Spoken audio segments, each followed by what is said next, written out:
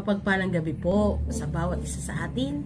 Muli po tayong magkakasama sa pagbubulay-bulay sa mga salita mula sa Biblia dito sa ating quiet time. Basahin po natin unang Korinto chapter 13 verse 2. Kung ako man ay may kakayahang magsalita ng mensahe mula sa Diyos at umunawa sa lahat ng hiwaga, kung nasa akin man ang lahat ng kaalaman at lahat ng pananampalataya, ano pat nakakapagpalipat ako ng mga bundok, ngunit wala naman akong pag-ibig, wala akong kabuluhan. Lahat ng tao, bawat isang individual, ay pinagpala ng iba't ibang kakayahan. Talento, gifts, talents, lahat ay ipinagkaloob sa bawat isa. Ngunit ang bawat isa rin naman ay maaring wala ka noong bagay na yon na meron sa iba.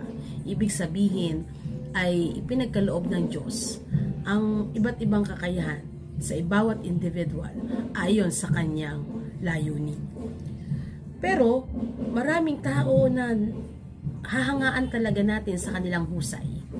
Husay mangaral, husay makipagkapwa-tao, husay magsalita, husay ng confidence sa kanyang pagtindig sa harapan ng mga tao. Itong lahat ng ito ay napakabuting bagay. Subalit, ano ang kahulugan ng lahat ng ito kung walang pag-ibig? Kaya ipinapakita dito na maunawaan natin ang layunin ng lahat ng bagay na mayroon tayo, na kung saan, kung tayo ay magpapagal, tayo ay mapapagod, tayo ay gawin na natin ng pinakamabuti ng may pag-ibig. Ano naman sa Panginoon kung napakahusay mo magsalita, napakahusay mong mag-charity works, napakahusay mo sa maraming bagay, marami kang accomplishments.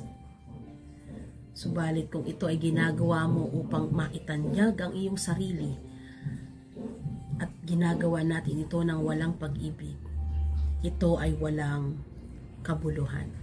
Kaya kung nais natin magkaroon ng kabuluhan lahat ng ating ginagawa, maging mabunga ng may pag-ibig, maging mabunga ng punong-puno ng pagmamahal, lagi nating lalagyan ng pag-ibig.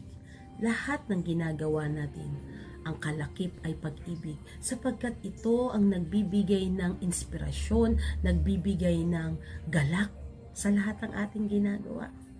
Sapagkat ito ay nagpapahayag na tayo ay may kaugnayan sa Panginoon, na tayo ay patuloy na nagpapasakop sa ating Panginoon, na ang kakayahan natin, kakayahan sa pananalita, kakayahan sa pangangaral, kakayahan sa pagtuturo, kakayahan na gumawa ng mga kamangha-manghang bagay, ay dahil kinikilala natin ang kapangyarihan ng Diyos na sumasa atin.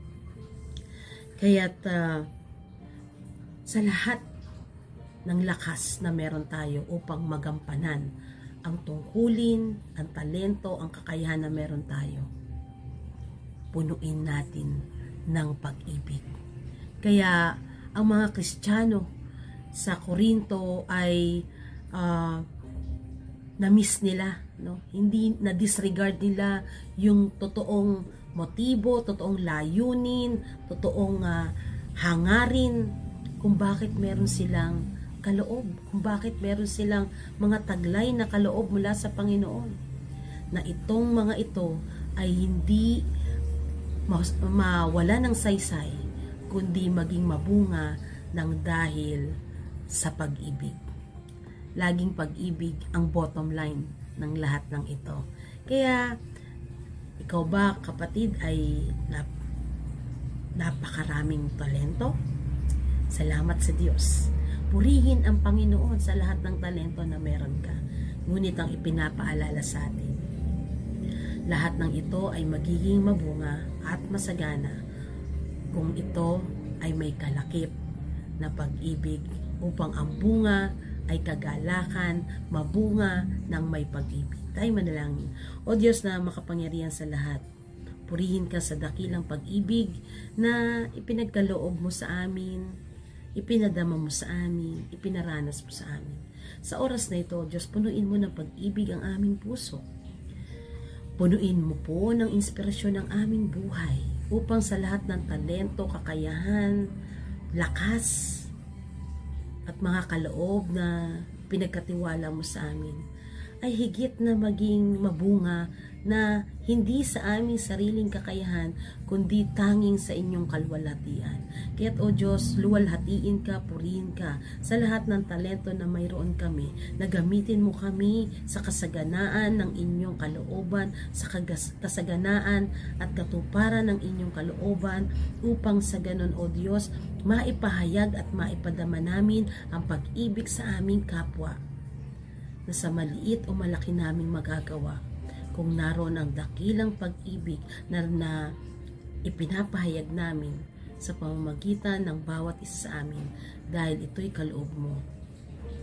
Higit na mananaig at mangingibabaw ang pag-ibig sa bawat isa, ang pag-ibig sa aming paglilingkod, ang pag-ibig sa aming pagministeryo, ang pag-ibig sa aming pagmimisyon, pag-ibig sa pagtatrabaho, pag-ibig sa lahat ng ginagawa, that in Jesus' name, yung katotohanan at kahulugan ng dakilang pag-ibig mo, Jesus,